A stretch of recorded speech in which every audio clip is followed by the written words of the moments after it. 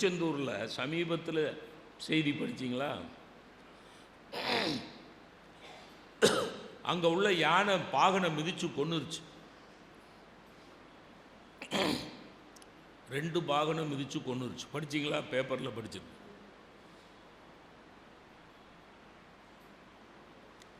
முதல்ல எனக்கு இந்த கோவில் யானை அப்படிங்கிற அந்த கோட்பாடே எனக்கு உடன்பாடு இல்லாதது. சொல்கிறது தப்பாக இருந்தால் மன்னிச்சுக்கோங்க. ஒரு யானை என்பது விலங்கு, கம்பீரமான விலங்கு. அது காட்டில் சுதந்திரமாக அலைய வேண்டிய ஒரு விலங்கு. அதை கொண்டு வந்து கோவிலுங்கிற பேரில் அடைச்சி வச்சு அது வர்றவன் போகிறவனுக்கெல்லாம் ஆசீர்வாதம்.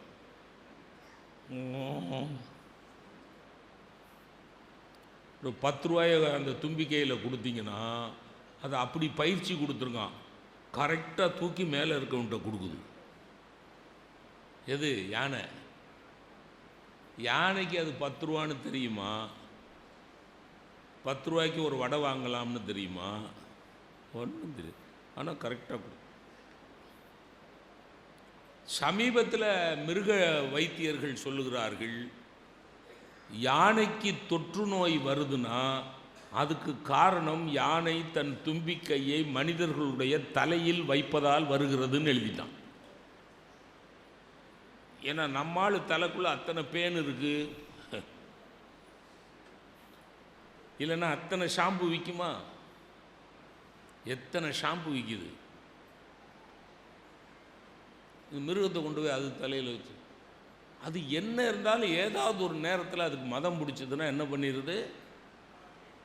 வாகனம் அறிந்தறிந்து அறிந்தறிந்து வாகனையே கொல்லும் யானை. இதுதான் வரி. அறிந்தறிந்து இவன் தான் பாகன்னு தெரியும், இவன் தான் நமக்கு எல்லாம் செய்கிறாங்கிறது தெரியும், தெரிஞ்சாலும் அடிச்சிடும். ஏன்னா அது யானை, விலங்கு. அதுக்கு எது சரி எது தப்புன்னெலாம் முடிவெடுக்க தெரியாது, தீர்மானிக்கிற அறிவு கிடையாது, முடிவெடுக்கிற அறிவு கிடையாது. ஆனால் மூளை உண்டு. அதில் என்ன ஒரு அந்த செய்தியில் நான் ரொம்ப உருகி போனது என்னென்னா, 2 பாகனையும் மிதித்து அடித்து கொன்னுட்டு அடுத்த நாள் பூரா அந்த பக்கத்தில் அவன் இறந்து கிடக்கிறவன் கிட்ட போய் நின்றுக்கிட்டு தும்பிக்கையை வச்சு அவனை வருடி வருடி வருடி அழுதுருக்கு. எது? யானை, திருச்செந்தூர் யானை. அப்படின்னா என்ன அர்த்தம்? மூளை இல்லாமல் அறிவில்லாமல் தன்னை பராமரித்த பாகனை கொன்றுவிட்டது. கொன்றுவிட்டோம் என்று தெரிந்தவுடன் ஐயோ நாமே நம்முடைய பாகனை கொன்றுவிட்டோமே என்று யானை வருத்தப்படுகிறது, கண்ணீர் வடியுது, தும்பிக்கையை வச்சு தடவி தடவி கொடுக்குது. புரியுதுங்களா? அந்த உணர்வு கூட, அந்த கண்ணியம் கூட, அந்த பரிவு கூட, யானைக்கு இருக்கிற அந்த பரிவு கூட மனித இனத்தில் 3/4 பேருக்கு இன்னைக்கு இல்லை.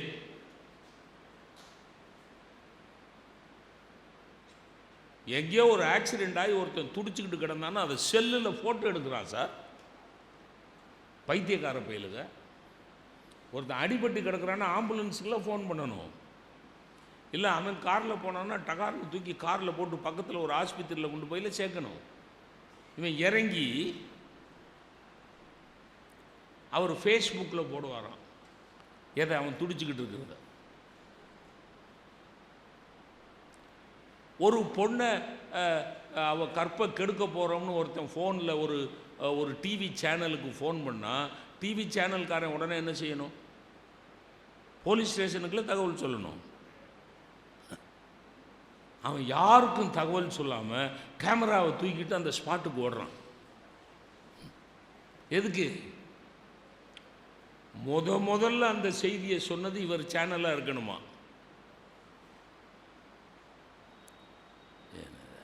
மனித தன்மையே இல்லாத வாழ்க்கை. இப்போ அந்த வரி எங்கேயாவது கொண்டு வாங்க. மனிதனாக வாழ்ந்திட வேண்டும்.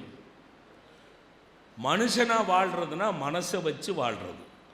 மனம் உள்ளவன் மனுஷன் அப்படிங்கிறது தான் தத்துவம். மனம் உள்ளவன் மனிதன். அப்போ ஒருத்தனை மனிதன் என்று தீர்மானிப்பது எதை வச்சு? மனதை வைத்து. அப்போ மனதில் இருக்கிற உணர்வு, பரிவு, இரக்கம், கருணை, காருண்யம், அடக்கம், ஒழுக்கம், கோபம் இல்லாமல் இருப்பது எல்லாம் சேர்ந்தது தான் மனித வாழ்க்கை. நம்மோட மகிழ்ச்சியை எல்லாம் தீர்மானிக்கிறது இந்த மனசு தான். மனவளம்னு சொல்கிறோம்ல, மனவளம் இல்லை மனித வளம், இது ரெண்டையும் சேர்த்து பாருங்க. மனித வளம் என்பது மனிதனுடைய அறிவு அல்ல, மனவளம்தான் மனித வளம்.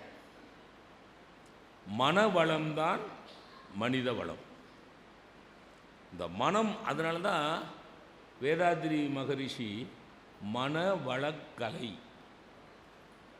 அறிவுக்கலைன்னு சொல்லலை, மன வளக்கலை. மனம் வளமாக இருக்கணும். இந்த மனம்தான் இப்போ பிரச்சனையாக இருக்கு. எந்த விதமான ஒழுக்கமும் இல்லாமல், எந்த விதமான இரக்கமும் இல்லாமல், கண்ணியம் இல்லாமல், கடமை உணர்வு இல்லாமல், கட்டுப்பாடு இல்லாமல், எனக்கு எது சரின்னு படுதோ அதை நான் செய்வேன் அப்படிங்கிற அகங்காரத்தோடு, பணம்தான் வாழ்க்கை என்கிற தீர்மானத்தோடு, சுற்றத்தார்கள் யாரும் எனக்கு வேணாம் என்கிற ஒரு அக்கறையின்மையோடு வாழக்கூடிய வறட்டு வாழ்க்கையாக மனித வாழ்க்கை போய்விட்டது. அதனால தான் இந்த தலைப்பை நாம் இன்னைக்கு சிந்திக்க வேண்டிய கட்டாயத்திலே இருக்கிறோம்.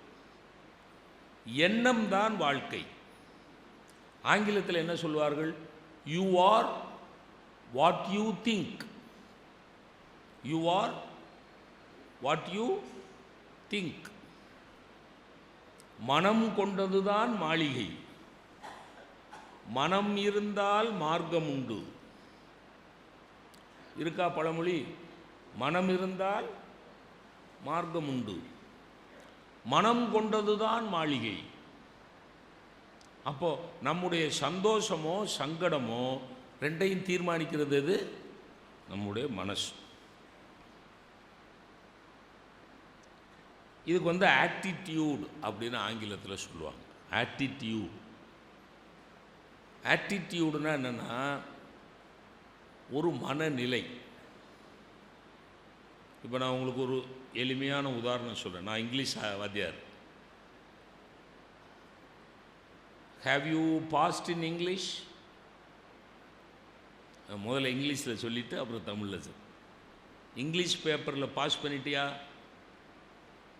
அப்படின்னு வாத்தியார் கேட்டால், இல்லை சார் பாஸ் ஆகலைன்னு ஒரு பையன் பதில் சொல்கிறான். எல்லாம் நுணுக்கமாக கவனிங்க. பாஸ் ஆகலைன்னு ஒரு பையன் சொல்கிறான், ஃபெயில் ஆயிட்டேன்னு ஒரு பையன் சொல்கிறான். ரெண்டும் ஒன்றா வேற வேறையா? சொல்லுங்களேன். ஒன்றா வேற வேறையா? ஒன்று தானா? ஐ ஹவ் நாட் பாஸ்ட் அப்படின்னு ஒரு பையன் சொல்கிறான், ஐ ஹவ் ஃபெயில்டு அப்படின்னு ஒரு பையன் சொல்கிறான். ரெண்டும் ஒரே மனநிலை தானா வேற வேறையா? இந்த அம்மா ஒன்று தாங்கிறாங்க, அந்த அம்மா வேறு வேறங்கிறாங்க. நீங்கள் சொல்லுங்கள் சார், ஒன்றா வேறு வேறையா? ஒன்று தானா? நான் சொல்கிறேன் ஒன்று இல்லை, ரெண்டு வேறு வேறு. எப்படின்னு சொல்கிறேன் பாருங்கள். நான் பாஸ் ஆகலைன்னு சொல்கிற பையன் பாசிட்டிவாக திங்க் பண்ணுறான். பாஸுங்கிற வார்த்தை பாசிட்டிவ் வார்த்தை. பாஸ் அப்படிங்கிற வார்த்தை பாசிட்டிவ் வார்த்தை. நான் பாஸ் ஆகலை அப்படின்னா என்ன அர்த்தம்? அடுத்த தடவை எழுதி பாஸ் ஆகிருவேங்கிற நம்பிக்கை அவனுக்கு இருக்குது. ஃபெயில் அப்படிங்கிறது நெகட்டிவ் வார்த்தை, எதிர்மறை வார்த்தை. நான் ஃபெயில் ஆகிட்டேன்னு சொன்னீங்கன்னா அவ்வளோதான் சார், விடுங்க சார், எனக்கெலாம் இங்கிலீஷ் வராது சார். உங்களுக்கே எப்படி வந்ததுன்னு நான் ஆச்சரியப்பட்டுக்கிட்டு இருக்கேன். எனக்கெலாம் வராது சார், விடு, ஃபெயில் ஆகிட்டேன்.